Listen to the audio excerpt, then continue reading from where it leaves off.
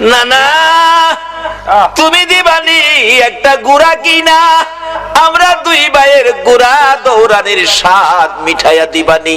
আবু বকর ডাকতেছেন, উমর তুমি কি দেখেছো? উমর বলেন, আমি মসজিদে নববীর বারিন্দার পাশে দাঁড়িয়েছিলাম, আমি দেখি আমার নবী নাতিদয়কে খুশি করার জন্য বারিন্দায় হামাগুড়ি দিলে গুড়ার মতো হইলে দুই ভাই নবীজির পিঠ মুবারকে চড়ে বসছে।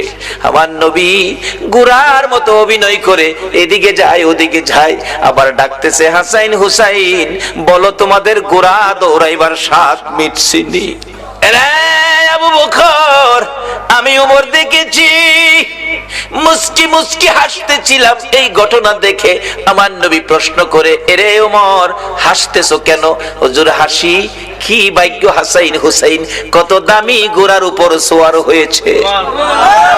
আমার নবী চোখের পানি ছেড়ে দিলেন, এরে ওমর শুধু দামি ঘোড়াটাই দেখলা তুমি, যারা ঘোড়ার পৃষ্ঠে বসেছে তারা কত দামি তুমি দেখলা না? আমার নবী এত আদর করতেন হাসাইন আর হুসাইনকে। এমনি সময় উমর ফারুক ডাকতেছে, আমি দেখেছি নবী দুই নাতির দুই গালে চুমাইতেছে।